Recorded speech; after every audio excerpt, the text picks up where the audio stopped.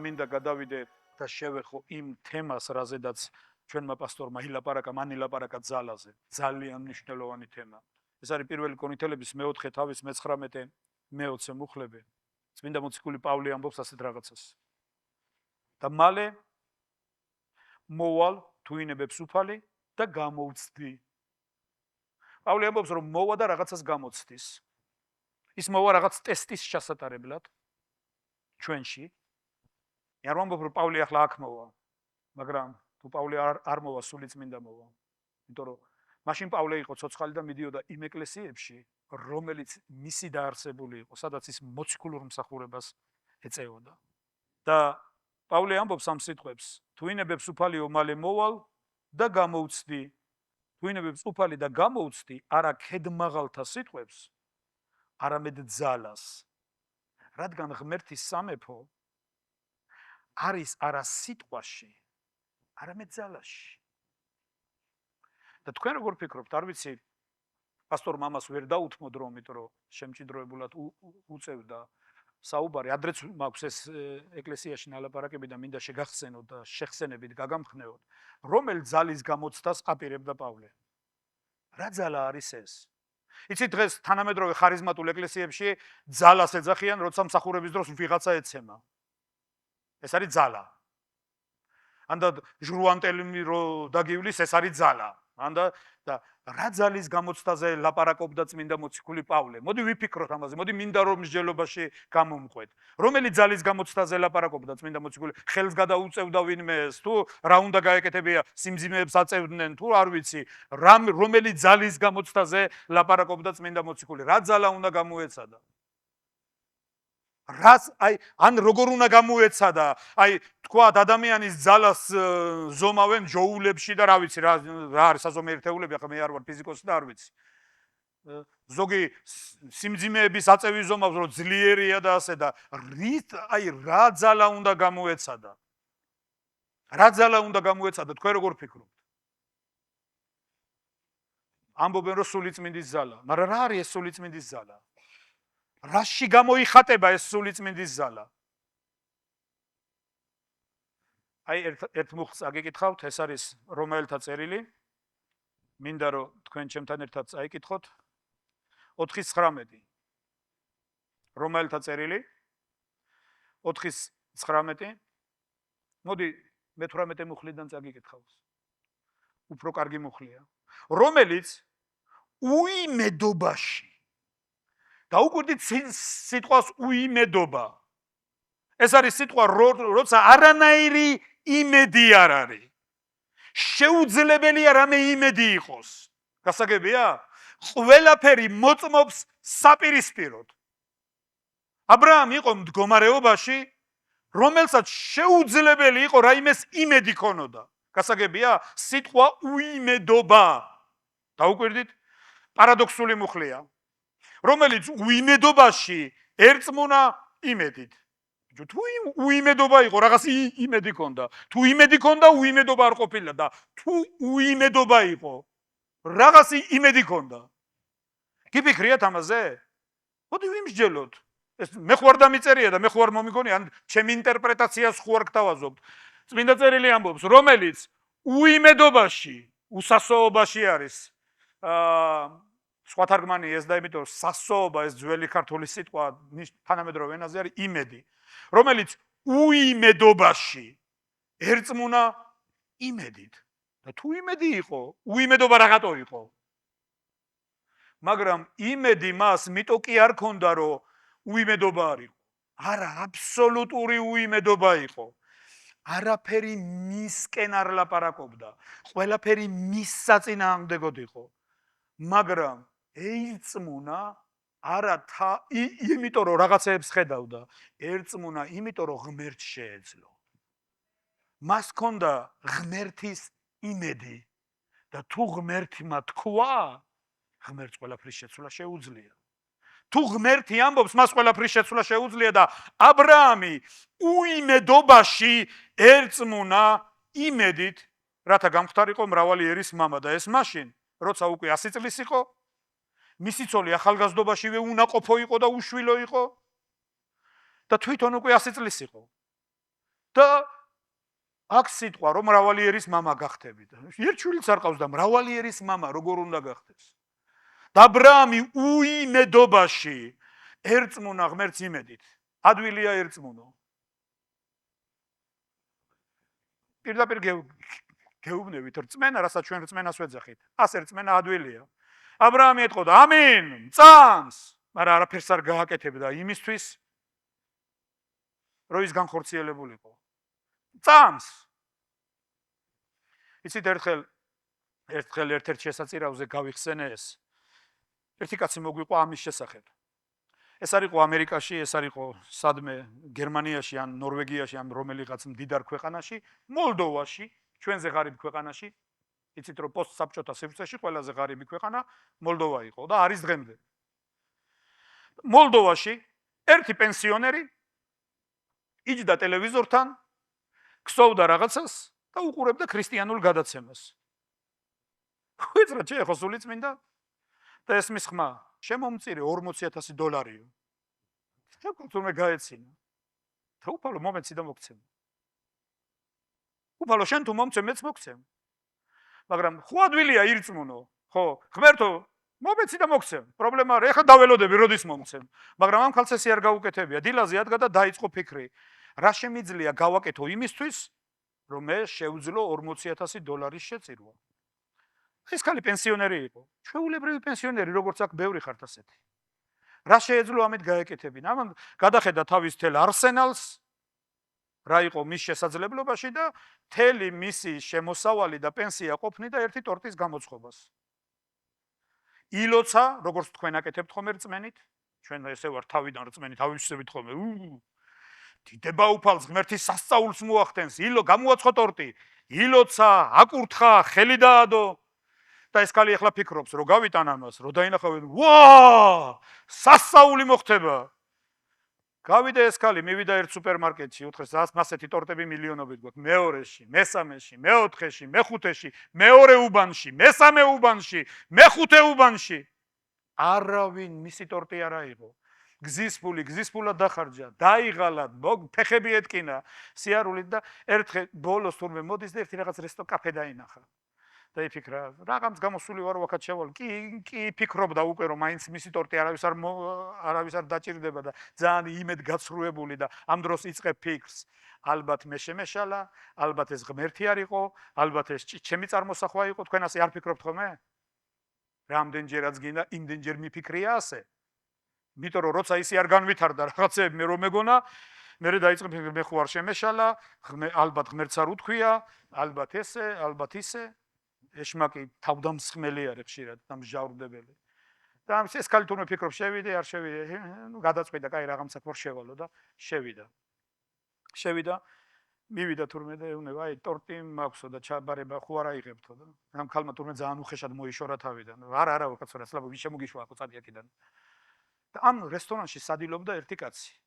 რო დაინახა, რომ ეს ქალი ესე გატეხილი და იმედ გაცრუებული გაბრუნდა უკან, იფიქრა რომ მოდი კეთილსაქმეს გავაკეთებო და რო გადიოდა კარებში დაუძახა, ერთ წუთი მობრუნდითო და რა ღირს თქვენი ტორტიო და ამ ქალმა უთხრა თურმე ძალიან სულ რაღაც $2 იყო თუ რაღაცა თურმე მისი ღირებულება მაშინ და უთხრა რომ ამდენი ღირსო. აი აქვე გიხდი ფულსო და დამიჭერიო. დაუჭრა ამ ქალმა ეს ტორტი, ამან გადაუხადა ეს თავისი ფული და ეს ქალი გაბრუნდა და წავიდა და სანამ ეს ქალი კარებში გავიდა, ამ კაცმა გასინჯა ეს ტორტი და ძალიან მოეწონა. რაღაცა მოხდა. ძალიან მოეწონა. დაუძახა ოფიციანტს. ამ ქალბატონს ისა იცნობთო? ოფიციანტი უნება არა, პირველად ნახეთო, ტორტის გაყიდვა უნდაო და აუ გეხვეწებიო, გაიქეციო და მოაბრუნეო, აი ქუჩაში არისო. გაიქცა ეს ოფიციანტი, მოაბრუნა ეს ქალი და ეს კაცი ეუნება თავის სახელს, მე ესე და ეს ვარო. მე მინდაო შეგიძლიაო ყოველ დღე ერთი ტორტი გამომიცხო. ეს კალი უნდა როგორ არ შემიძლია. ყოველ დღე მძღოლი მოგაკითხავსო და ამ ტორტს წამოიღებ შენგანო და მე წინასწარ გაძლევ თანხასო. გადაუხადა რაღაც თანხა. ოფიციანტმა ეს ხო გაიგონა, წავიდა მივიდა მენეჯერთან. თეუნეო, ეს კაცი ვიცი ვინ არისო? თეუნე, ვინ არის? ეს კაცი არის ყველაზე ცნობილი მილიარდელი იმაშიო. ისა მოლდოვაში ჩვენ რო ტორტი დავიწუნეთო. ამ კაცმა მოეწონაო და იყიდა მისგანო და მთელი თვის შეკვეთა მისა რომ ყოველ დღე იყიდოსო. რაო? ესე აბა დაუძახეთ მაქალს, მოიყვანეს ქალი, ახლა ბოდიშ გიხდით, ჩვენ არ ვიცოდით, არ გიცნობდით ასე და შეგიძლია ტორტები ჩვენს დაგვიმზადო? ამ ქალმა უთხრა ჩვენს დაგვიმზადო.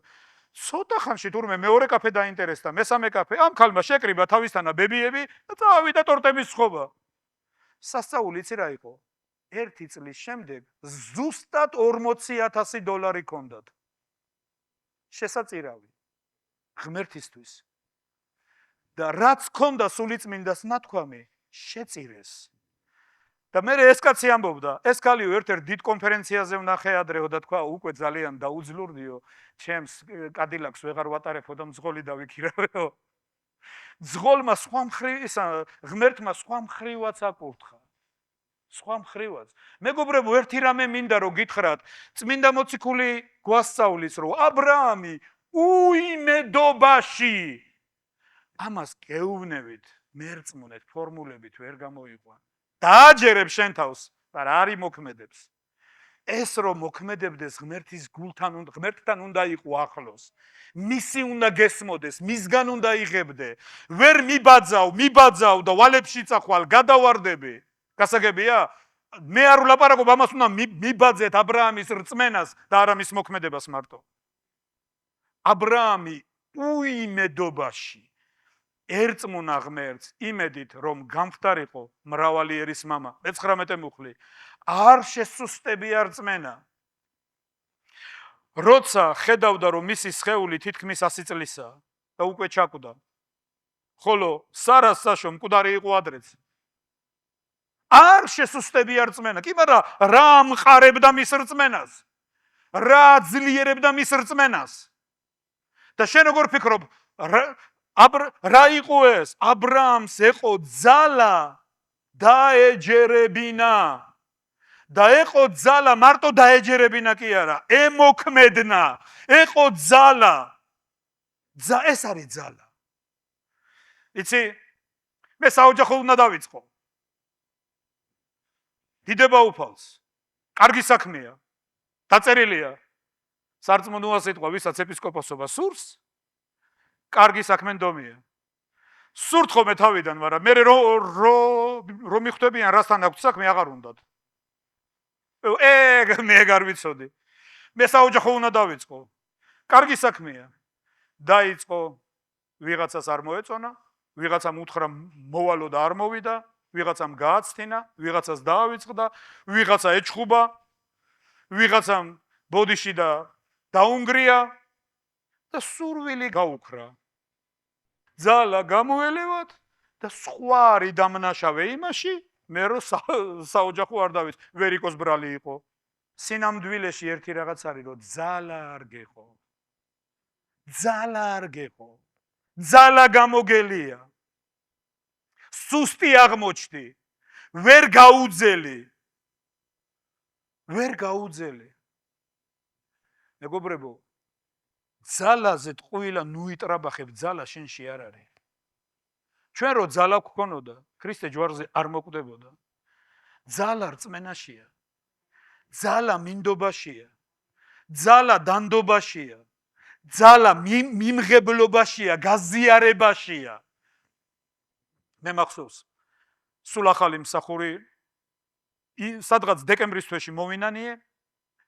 იანვარში დავბრუნდი ჭიათურაში და მივედი ჭიათურის ეკლესიაში. პატარა ეკლესია იყო, სულ რამდენიმე მოხუცებული ქალი და ერთი კაცი იკრიბებოდა ერთად და მივედი ამ ეკლესიაში და ნელ-ნელა დაიწყო მოქმედება. ესე რომ ახალგაზრდები მოვიდნენ, რაღაც დაიწყო, რაღაც მოქმედება. სულ რაღაც ერთი თვის მერე, ერთი თვეც არ იყო გასული გაზაფხულზე, უკვე აღმოჩნდა ისე რომ სოფელი კორბოულია, დიდი სოფელი და იქ გადავწყვიტეთ, რომ ბევრი მორწმუნეები იყვნენ და გვითხრეს, რომ მოდი წავიდეთ იქ მსახურებები ჩავატაროთ და ერთი ჩვენი ძმა ეხა უფალთან არის, მე და ის წავედით. და ჩავატარეთ პირველი მსახურება, მოვიდა ხალხი, მეორე მსახურება, ძალიან ხალხი მოვიდა, მოგროვდა და დაიწყო მოქმედება, დაიწყო ღმერთს და ერთად დავდიოდით ხოლმე ფეხით. ღვთის წინაშე ამბობს, სადღაც 35 კილომეტრი გვიწევდა ფეხით გავლა, რომ იქ მსახურებაზე მოხვედრილიყავით. მე ვერ ვიტყვი, რომ ყველა ჯერზე ასე იყო, მაგრამ ძალიან ხშირად ყოფილა ასე, რომ გაგვივლია ეს მანძილი ფეხით. რომ ეს მსახურებაზე ვყოფილიყავით. და მოხდა ისე, რომ ძალიან მალე ეს ჩვენი ძმა სიმონი გაგზავნეს მოსკოვში ბიბლიის სკოლაში სასწავლებლად. და მე მითხრეს, რომ მანდ სხვა ვერავინ ვერ წამო, არავის არ ეცალა, იმიტომ რომ ეკონომიურად იყო ძალიან რთული მდგომარეობა. ძალიან ბევრს მოუწია წასვლა ქალაქიდან, რომ როგორღაც თავისი ოჯახებისთვის მხარი დაეჭირათ, რომ სამუშაოებზე წასვლა, ზოგი დასავლეთში, ზოგი ბათუმში, ზოგი თურქეთში და რა ვიცი სად და უკვე მსახურები აღარ არიან და ესე მითხრეს, რომ ვერავინ ვერ წავა კორბოულში და მე კიდე სულ გამოუცდელი და ახალგაზრდა ესეთი, აი 2-3 თვის მოსული ვარ ეკლესიაში და ესა თუ გინდა შენს დაბრუნდი უკანო. რო ვილოცე ღმერთმა მითხრა, ვიგრძენი რო არა. მე ვუთხარი, თუ მენდობით მეთქი, მოდი არ დავბრუნდები უკან რა. იმიტომ რომ ის ხალხი მოდის მსახურებაზე. დავიწყეთ მსახურება. შემდეგ მსახურებაზე წავედი, შევატყე რომ ხალხი ნაკლებად არის. შემდეგ მსახურებაზე ავედი, ორი მოხუცებული დამხვდა მარტო. და მესამე მსახურებაზე რო ავედი, მარტო ვიყავი, არავინ არ მოვიდა. იცი რა ადვილი იყო, გამომეხურა კარები და რომ მოვდიოდი, ეშმაკი ზუსტად მაგას მელაპარაკებ, რას დაწანწალებ. ხო ხედავ, რომ არავის არ აინტერესებს. თან ხაზი იყო გასმული ჩემს გამოუცდელობაზე და ჩემს ახალგაზრდობაზე და ჩემს სიჭაბუკეზე. და მეთქი მე ვის რა უნდა ვასწავლო, ჯერ ჩემთვის ვერაფერი გამირკვევია. სად რა უნდა ეს? მეთქი სად წამოვედი, რას ან ამ ხალხს რას ტანჯავ და უკვე უნდა მივიღო გადაწყვეტილება და სახში რო ჩამოვედი, გადავშალი ახალი აღქმო და ვკითხულობდა პირველი რაც სულიწმინდა ყურადღება გამიმახვილა პავლეუნევა ტიმოთეს. ნურავი ნუგულებელ ყოფ შენ სიჭაბუკეს. არამედ მაგალითი იყავი რწმენაში. ჩემში რაღაცეები მოხდა, რაღაცა ადუღდა შიგნით, მეთქი ღმერთო. და წავედი და სახლებში დავიწყე მისვლა. მივედი ერთთან სახლში, რატო არ იყავი მსახურებაზე? სტუმრები მყავდა რაღაც მეორეს და მესამეს და ცოტა ხანში ისეთი რაღაცეები დაიწყო. დიდება უფალს მე ვერ გეტყვით. მთელი კვირა ვრჩებოდი ხოლმე იქ. ორშაბათ წავიდოდი და მეორე ორშაბათამდე ვრჩებოდი. იმიტომ რომ ერთ ოჯახში ვიკრიბებოდი, მე მეორე ოჯახში, მე მესამე და ესე და მთელი სოფელი მოდიოდა მსახურებებზე. განკურნებები ხდებოდა, ეშმაკის ისეთი რაღაცეები ხდებოდა, ვერ აგიწერ. მეგობრებო, აბრაამს ეყო ძალა არარსებული, შეუძლებელი. დაეტია, მიეღო, რწმენით ჩაჭიდებოდა. და ეთქვა სანამდე ცოცხალი ვარ. ეს განხორციელდება. კომუნისტებს ერთი გამოთქმა ჰქონდათ. ვისაც საქმის კეთება უნდა, ის საშუალებებს ეძებს. როგორ საიდან რა გავაკეთო? ვისაც საქმის კეთება არ უნდა, ის მიზეზებს ეძებს. როგორ დარჩეს მართალი? რა ჩემი ბრალი იყო, არ მოვიდე მსახურებაზე. ხალხი არ მოვიდა მსახურებაზე. იმას არ ეცალა, იმას მასწავლებელი ყავდა, იმას ის ჰქონდა, ამას ეს ჰქონდა, ესე იყო, ისე იყო, რა ვიცი მე. და ძალიან ბევრი რაღაც. თაყვანისცემის დროს რო სხვაგან ხარ და სხვა რაღაც საფიქრალი გაქვს. რატო გონია რომ რწმენით ირწმუნებ მე? რატო გონია რომ თებს გადაადგინებ? რატო გონია და იტყვი და ისე იქნება? ქრისტემ თქვა რომ გქონდეს ღმერთის რწმენა. ის კი არ უთქვია ღმერთს ერწმუნეო. ღმერთის გწამდეს, ეს არ უთქვია. იქ წერია გქონდეს ღმერთის რწმენა. და თუ ეტყვი ამ მთასო და მთა იცი რა არის? მთა გოლიათი არის. ყველას რო ეშინოდა. მთელი პროფესიონალური არმია გაწვრთნილი ნატო სტანდარტებით, აღჭურვის პროგრამით, კბილებამდე შეიარაღებული, თავისი სპეცრაზმით, გაწვრთნილები ყველანაირად დგანან და უყურებენ ერთ გოლიათს და ეს გოლიათი 40 დღის განმავლობაში გამოდის და დღეს ის სამჯერ უტარებს სემინარს. როგორ დაგამტვრევთ ისე რომ არც ერთი საავადმყოფო არ მიგიღებთ?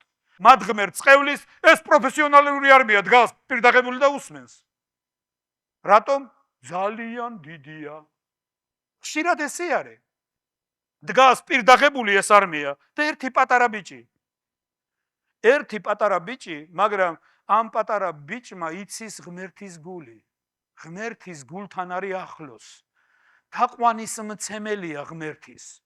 დაინახა ეს გოლიათი, ვინ არის ეს წინა დაუცვითელი ძაღლიო?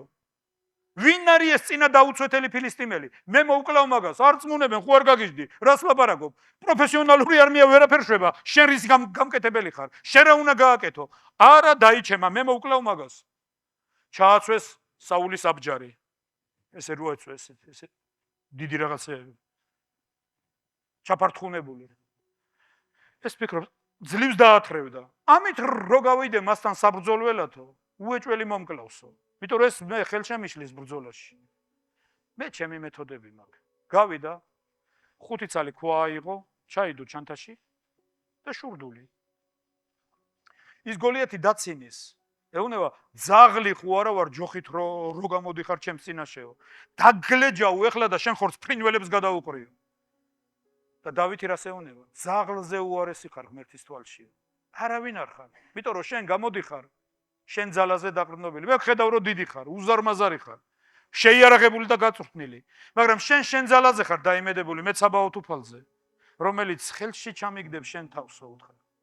და ფრინველები და ცხოველები უფრო გულუხ გამასპინძლებას ელოდებიან შენი სახით, იმიტომ რომ გაცილებით დიდი ხარ ჩემზე. და იცით რომ დავითმა თავისივე ხმლით მოაჭრა თავი იმ გოლიათს. თავისივე ხმლით. დავითს ეყო ძალა. ღმერთის გამარჯვება ექცია რეალურად. მეგობრებო, ნუ ილაპარაკებ ღმერთის გამარჯვებებზე ზებუნებრივად. ილაპარაკე ღმერთის გამარჯვებებზე რეალურად შენ ცხოვრებაში. იცი როგორ მიხარია რომ შემიძლია ვთქვა, არ ძალა გქონდა, არც ფული გქონდა, არც ცოდნა გქონდა, არც შესაძლებლობა გქონდა. გაგვემარჯვებინა ღმერთმა. დიდება უფალს. ეს ჩვენ არა უფალო, ჩვენ არა, ეს შენ ხარ. ეს შენ ხარ. ჩვენ ჭურჭლები ვიყავით. ჩვენ ვეძებდით. ხშირად გვეშლებოდა, ხშირად სწორა ვერ გავიგეთ, მაგრამ ღმერთი გვასწავლიდა, ყურებს გვიხსნიდა, გვიცხადებდა, გველაპარაკებოდა, შეცდომებშიდაც ღმერთი იყო ჩვენთან. და მადლობა ღმერთს, რომ ძალა გვეყო, ყოველ შემთხვევაში პასუხისმგებელ პირებს მაინც ეყოთ ძალა, რომ რაღაც ლოგიკურ დასასრულამდე მისულიყო საქმე. და შუა გზაში ხელები არ დაგვებანა და არ გვეთქვა, ალბათ შეგვეშალა და გავბრუნებულიყავით უკან. მე მინდა ერთ ადგილს გაგახსენებ. ნეემიას წინასწარმეტყველება წაიკითხეთ. როცა ნეემია მიდის და ეუბნება, როდემდე ვიყოთ ასე შერცხვენილებიო? როდემდე ვიყოთ ამ დღეში?